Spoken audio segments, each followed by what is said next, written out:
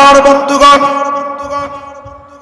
আমি আপনাদের সামনে পবিত্র কোরআনে কারীমের 55 নম্বর সূরা, অত্যন্ত সুন্দর একটা সূরার কয়েকটা আয়াত তেলাওয়াত করেছি।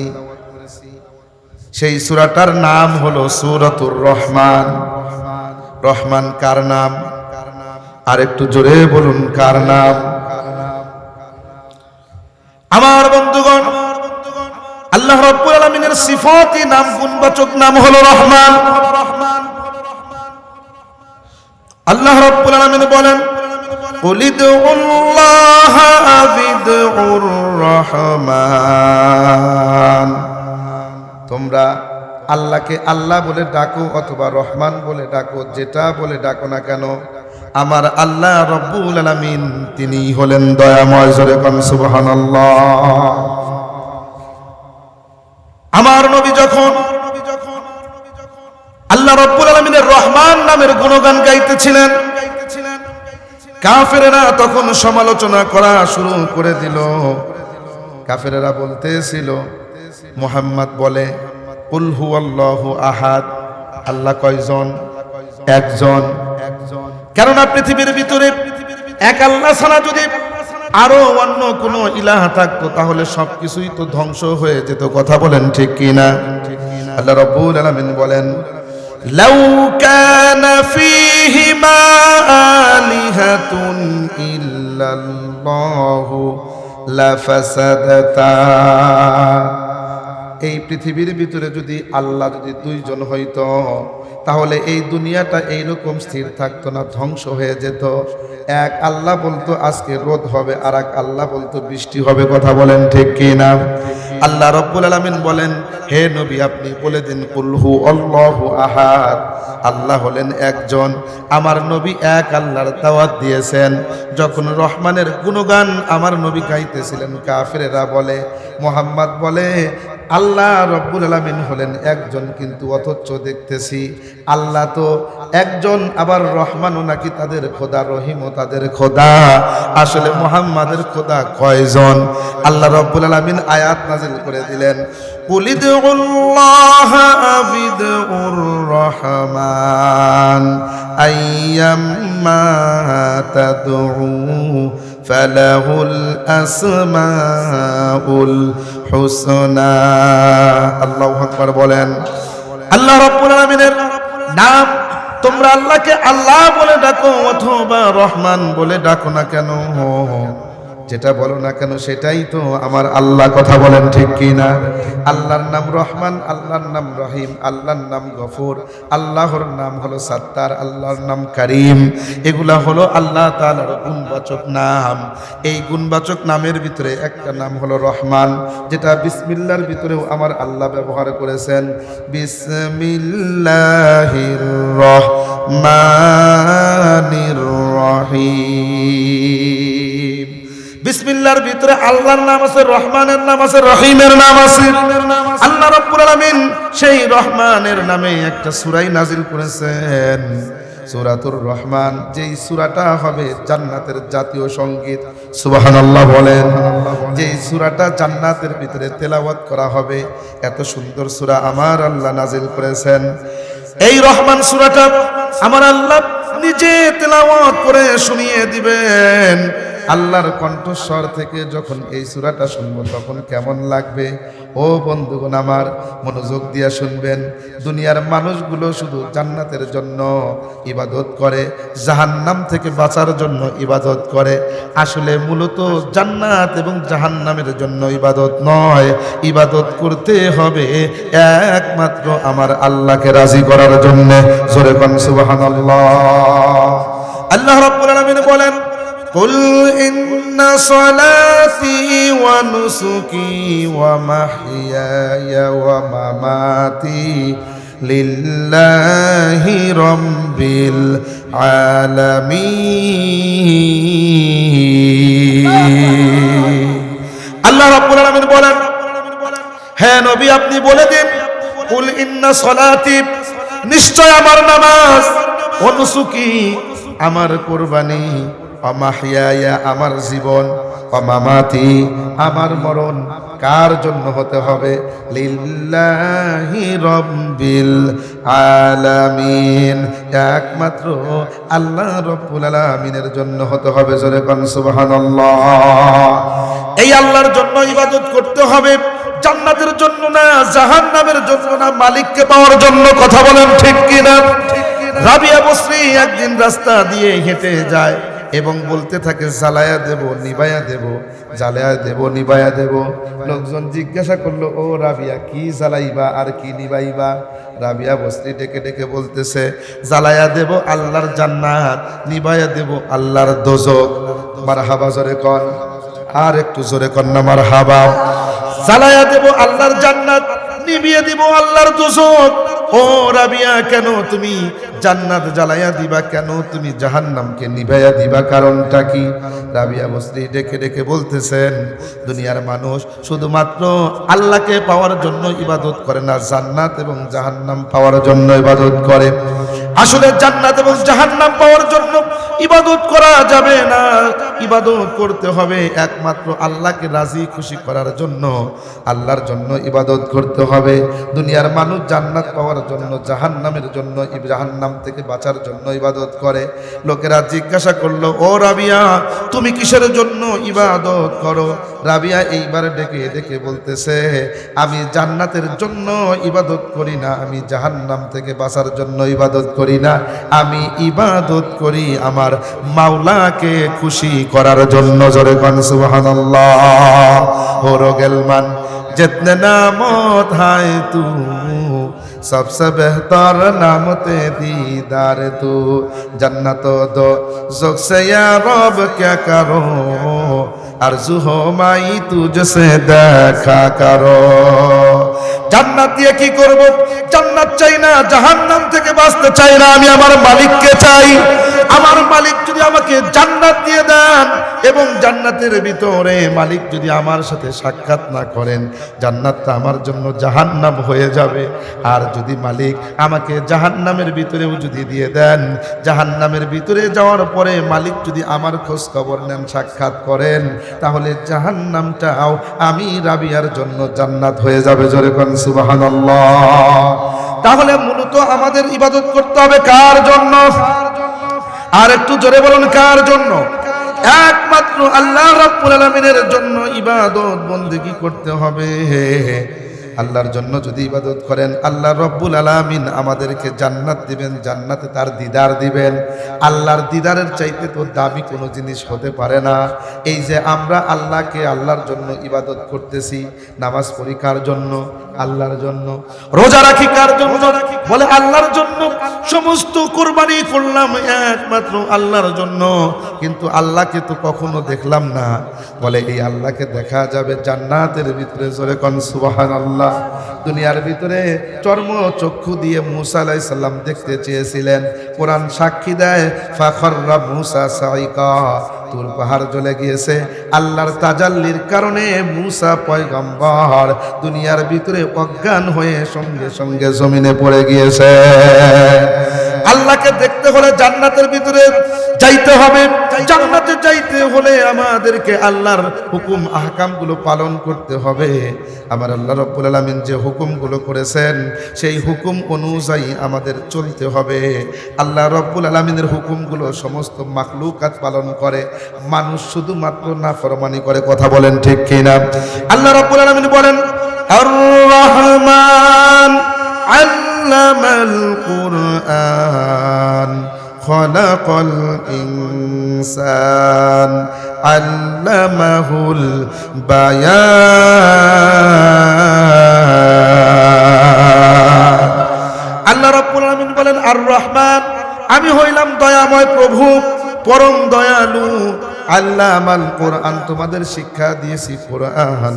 খলাকাল ইনসান, আমি আল্লাহ মানুষকে সৃষ্টি করেছি। এখানে অনেক তাফসীর আছে, আমি সেটা যাব না। আল্লামাহুল বায়ান, আমি মানুষকে ভাষা শিক্ষা দিয়েছি। আল্লাহ রাব্বুল আলামিন বলেন, এরপরে বলতেছেন, আশ-শামসু ওয়াল কমারু বিহুসবানিহি ওয়ান নাজমু ওয়াশ-শাজারু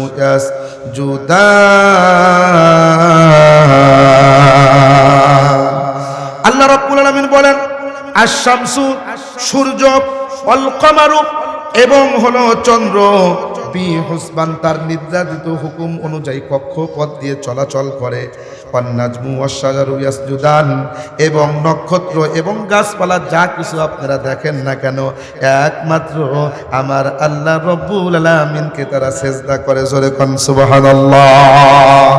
আল্লাহর সেজদা করে শুধুমাত্র মানুষ যাকে আল্লাহ রাব্বুল আলামিন এত নিয়ামত দিলেন, এত কিছু দান করলেন, সেই মানুষটা আজান হওয়ার পরেও মসজিদের সামনে বুক ফুলাইয়া গান বাজাইতে বাজাইতে যায়। এর চাইতে বড় নাফরমান আল্লাহর জগতে আর হতে পারে না। কথা বলেন ঠিক কিনা? মসজিদে আজান হয়, নামাজ না পড়ে মানুষ মসজিদের সামনে দিয়ে গান বাজাইতে বাজাইতে বুক ফুলাইয়া যায়। একটু চিন্তা করা দরকার, এই মুহূর্তে যদি আমার ইন্তেকাল হয়ে যায় আমার কি উপায় হবে? জাহান্নামের ভিতরে যেতে হবে, কবরের ভিতরে কি জবাব দেব? একটু চিন্তা করা দরকার। কথা বলুন ঠিক কিনা? সম্মানিত হাজিরিন, একটু মৃত্যুর কথা চিন্তা করা দরকার। নামাজ বাদ দিয়ে শুয়ে থাকেন, একটু পরেই তো আপনার জন্য জানাজা হতে পারে। কথা বলেন ঠিক কিনা? কেমন করে ঘুমাও তুমি, কেমন করে ঘুমাও তুমি, ফজর করে কাজা, কেমনও তো হতে পারে জোহরে জানাজা তোমার, এমনও তো হতে পারে জোহরে জানাজা। ঠিক কিনা আমার বন্ধুগণ? সেই জন্য আল্লাহ রাব্বুল আলামিনের হুকুম পালন করতে হবে। আল্লাহর হুকুমের ভিতরেই আমাদের কামিয়াবি। জান্নাতে যদি আমরা যেতে চাই আল্লাহর হুকুম পালন করেই জান্নাতের ভিতরে যাইতে হবে। আর জান্নাতটা পূর্ণতা পাবে একমাত্র আল্লাহ রাব্বুল আলামিনের দিদারের মাধ্যমে। জান্নাতীরা যখন জান্নাতে যাবে, জাহান্নামীরা যখন জাহান্নামের ভিতরে যখন চলে যাবে, আল্লাহ রাব্বুল আলামিন জান্নাতীদেরকে ডেকে ডেকে বলবেন, হে জান্নাতীরা, তোমরা এই জান্নাতের ভিতরে একটা সমাবেশ এবং একটা ময়দানকে তৈরি করা হয়েছে। ওই ময়দানের ভিতরে তোমরা চলো, যেই ময়দানের নাম আল্লাহ রাব্বুল আলামিন রেখেছেন ময়দানে মাজিদ। মাজিদ শব্দের অর্থ হলো জাদিয়া মাজিদ, অর্থ হলো অতিরিক্ত পুরস্কার দেওয়ার দিন। আল্লাহ রাব্বুল আলামিন ময়দানে মাজিদে সমস্ত মানুষদেরকে, জান্নাতীদেরকে সমবেত করবেন, তাদেরকে বলবেন তোমরা সেই ময়দানে চলে যাও। মানুষগুলো ময়দানে মসজিদের দিকে যখন অগ্রসর হতে থাকবে, আল্লাহ রাব্বুল আলামিন সুন্দর আম্বর দিয়ে, মিশক শুকরান দিয়ে সেই জায়গাকে অত্যন্ত পরিপাটি করে রাখবেন, সৌন্দর্য মণ্ডিত করে রাখবেন। জোরে কোন সুবহানাল্লাহ। কেননা জায়গাটা তো হলো জান্নাত। জান্নাত তো এমনি এমনি কোনো বিষয় নয়, সেই জায়গার ভিতরে বান্দা যা ইচ্ছা করবে সঙ্গে সঙ্গে আমার আল্লাহ দান করবেন। জোরে কোন সুবহানাল্লাহ। আকাশ দিয়ে পাখি উড়ে যাবে, মনের ভিতরে ইচ্ছা হবে, হায়রে এই পাখিটা খাইলে না জানি কত মজা লাগতো। সঙ্গে সঙ্গে পাখিটা ভুনা হয়ে সামনে চলে আসবে, সুবহানাল্লাহ বলেন। সেইটা খাবেন, খাওয়ার পরে চিন্তা করবেন, হায়রে এখন এই প্লেটটা কি করব, এই খাঞ্চাটা কি করব। আমরা দুনিয়ার ভিতরে অনেকেই দেখবেন কুলফি আইসক্রিম খাইছেন কি খান নাই? এই যে কলকি সহ কুলফি খাইছেন, খাওয়ার পরে সেই কলকি সহ আপনি খেয়ে ফেলেছেন। ওই যে যেটা আটা দিয়ে বানায় সেটা সহই তো আপনি খেয়ে ফেলেছেন। আল্লাহ রাব্বুল আলামিন বলবেন তোমার ওই খাঞ্চাটা প্লেটটা খাওয়া আরম্ভ করো।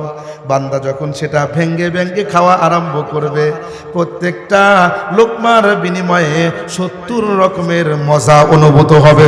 জোরে কোন সুবহানাল্লাহ। এটা হলো জান্নাত। জান্নাতে সকলে উপস্থিত হবে। জান্নাতীরা উপস্থিত হওয়ার পরে আল্লাহ রাব্বুল আলামিন ডেকে ডেকে বলবে, হে জান্নাতীরা, তোমরা উপস্থিত হয়েছো, তোমরা এই জায়গায় কিছু চাও আমার কাছে। বান্দারা ডেকে বলবে, আল্লাহ কি চাবো? জান্নাত দিয়েছে, যেখানে যা চাই তাই পাই, এর চাইতে তো আর কিছু আমাদের আশা করা যায় না। বলে না, চাও। দুনিয়ার ভিতরে নামাজ পড়েছো, রোজা রেখেছো, কষ্ট করেছো, ইসলামের কথা বলতে গিয়ে জেল জুলুম সহ্য করেছো, দুনিয়ার ভিতরে অনেক অন্যায় তোমাদের উপরে হয়েছে, অবিচার তোমাদের উপরে হয়েছে, আজকে যা চাইবা তাই পাইবা, আসো কি চাও? বান্দারা তখন ডেকে ডেকে বলবে, আল্লাহ আজকে তো আপনি সব কিছু দিবেন, আপনি তো দিয়েছেন জান্নাত, আর কি আমাদের দরকার। আল্লাহ রাব্বুল আলামিন সকলকে বসাবেন, বসানোর পরে বলবেন, দাউদ, ও দাউদ পয়গম্বর, একটু তোমার সুললিত কণ্ঠস্বর দিয়ে জাবুর কিতাব তেলাওয়াত করে শোনাও। জোরে কোন সুবহানাল্লাহ। আল্লাহ রাব্বুল আলামিন দাউদ আলাইহিস সালামকে জাবুর কিতাব দিয়েছিলেন। ওয়া আতাইনা দাউদা জাবুরা। আল্লাহ রাব্বুল আলামিন দাউদ পয়গম্বরকে জাবুর দিয়েছিলেন, মুসা পয়গম্বরকে তাওরাত কিতাব দিয়েছিলেন, ঈসা আলাইহিস সালামকে ইনজিল দিয়েছিলেন, আমাদের নবীকে পবিত্র কোরআনে কারীম দান করেছেন। দাউদ নবীর এত সুন্দর কণ্ঠস্বর, দুনিয়ার ভিতরে এত কণ্ঠস্বর, এত সুন্দর কণ্ঠ আমার আল্লাহ কাউকে দেন নাই।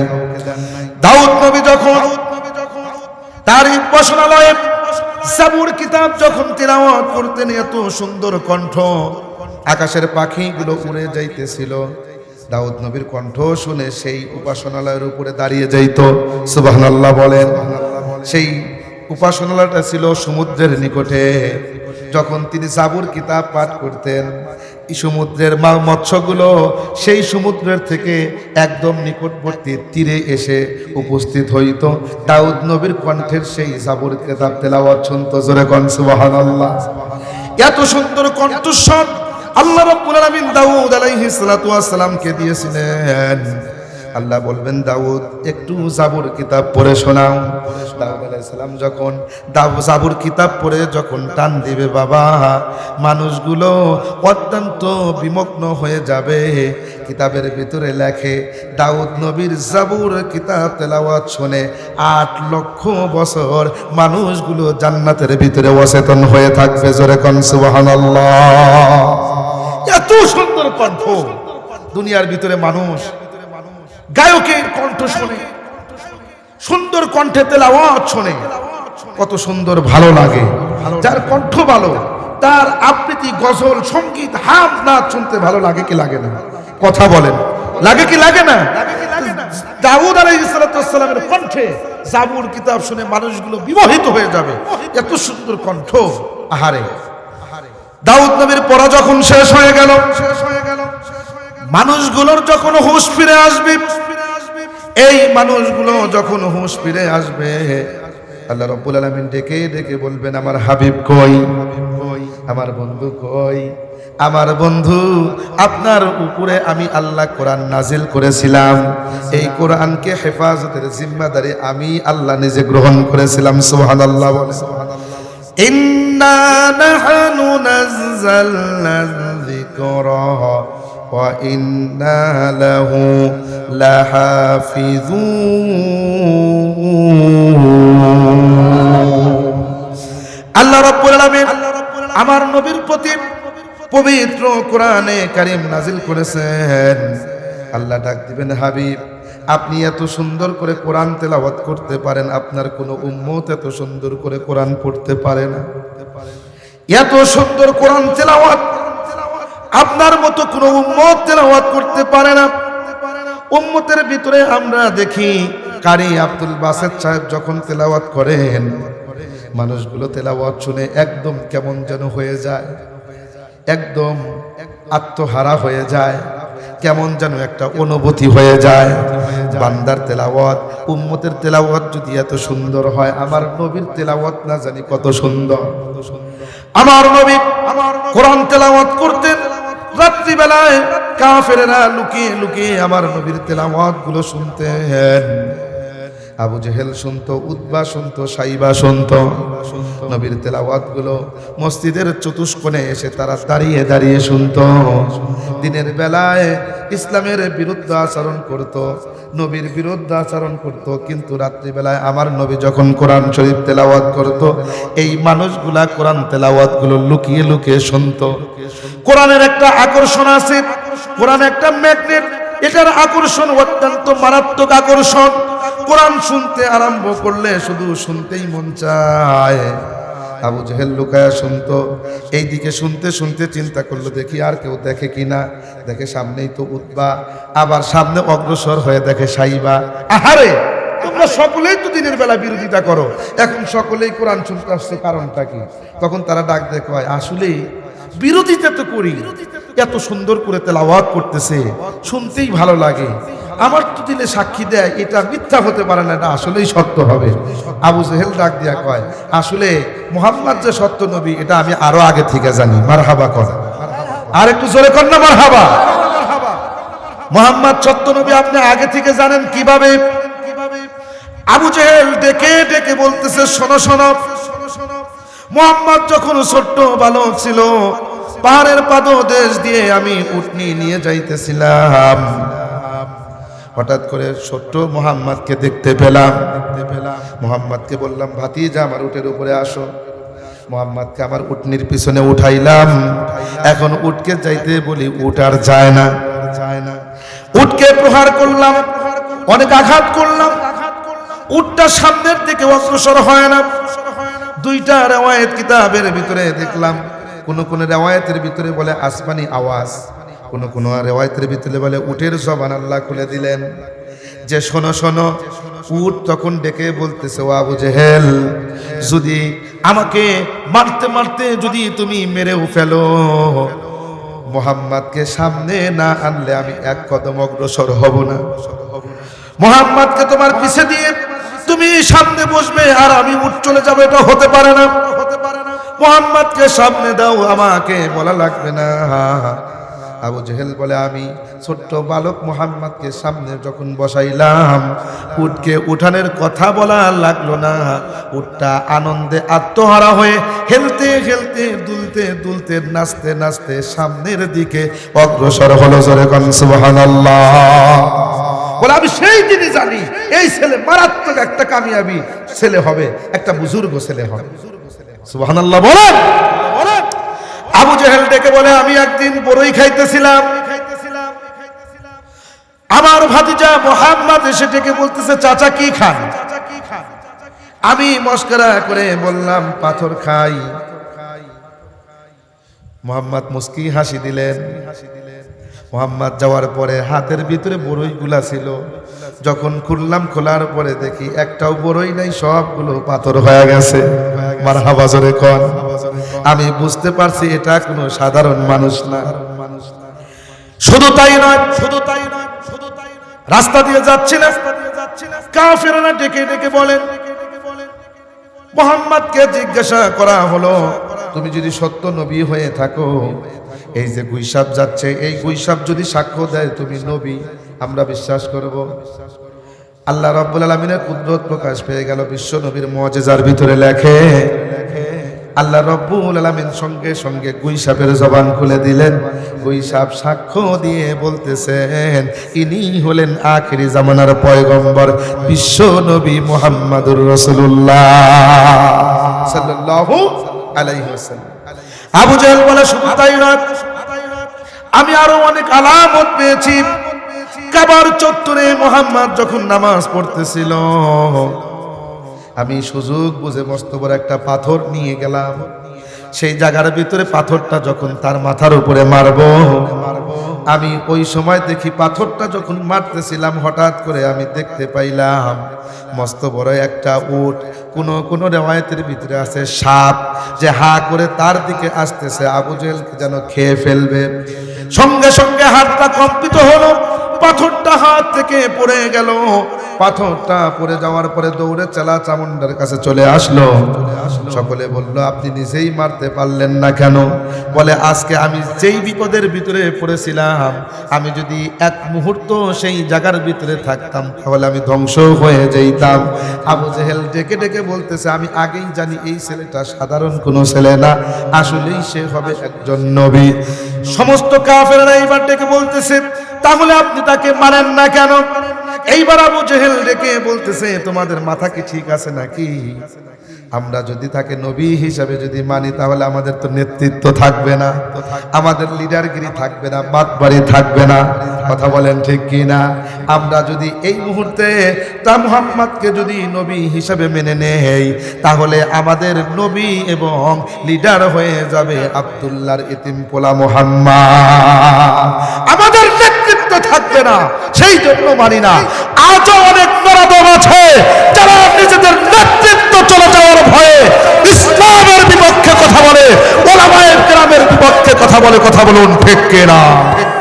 এখনো আছে সেই আবু জেহেলের উত্তরসূরি, জানে যে ইসলামে এটা সত্য, জানে ওলামায়ে কেরাম যেটা বলতেছে হক বলতেছে, সত্য বলতেছে, কিন্তু তারপরেও বিরোধিতা করে। কেন? লিডারশিপ থাকবে না। কথা বলেন ঠিক কিনা? আমার বন্ধুগণ, গভীরভাবে লক্ষ্য করুন, আল্লাহ রাব্বুল আলামিন ডেকে ডেকে বলবেন জান্নাতের ভিতরে, আমার হাবিব আপনি এত সুন্দর করে কোরআন তেলাওয়াত করতে পারেন, এত সুন্দর করে তো অন্য কেউ কোরআন তেলাওয়াত করতে পারে না, আপনি একটু কোরআনে কারীম তেলাওয়াত করে শোনান। আমার নবী যখন জান্নাতের ভিতরে সূরা ইয়াসিন পড়ে টান দিবে, বাবা কিতাবের ভিতরে লেখে শ্রুতি মধুর বিবর হয়ে মানুষ 8 কোটি বছর জান্নাতের ভিতরে অজ্ঞান হয়ে পড়ে থাকবে। জোরে কোন সুবহানাল্লাহ। জান্নাতের ভিতরে মাতোয়ারা হয়ে তুলতে থাকবে মানুষগুলো। আমার নবী সূরা ইয়াসিন তেলাওয়াত করবে। সূরা ইয়াসিন এমন একটা সূরা, আল্লাহ রাসূল হাদিসের ভিতরে বলেন প্রত্যেক জিনিসের একটা অন্তর আছে, একটা দিল আছে, একটা কলব আছে। কোরআন শরীফেরও একটা দিল আছে, একটা অন্তর আছে, কলব আছে। এই কোরআনে কারীমের অন্তর হলো সূরা ইয়াসিন। জোরে কোন সুবহানাল্লাহ। কোন ব্যক্তি যদি মৃত্যু শয্যায় শায়িত হয়ে যায়, মুমূর্ষু রোগীর সামনে সূরা ইয়াসিন যদি তেলাওয়াত করা হয়, আল্লাহ রাব্বুল আলামিন সূরা ইয়াসিনের বদৌলতে ওই ব্যক্তির মৃত্যু যন্ত্রণা আসান করে দেন। জোরে কোন সুবহানাল্লাহ। এই সূরা ইয়াসিন, আমার নবী যখন সূরা ইয়াসিন শেষ করবেন, সূরা ইয়াসিন শেষ করার পরে মানুষগুলার যখন হুঁশ ফিরে আসবে, এইবার আল্লাহ ডেকে বলবেন, ও আমার বান্দারা, তোমরা আরো কারো তেলাওয়াত তোমরা জান্নাতের ভিতরে শুনতে চাও নাকি? এইবার বান্দারা ডেকে বলবে, আল্লাহ আর কারো তেলাওয়াত শুনতে চাই না।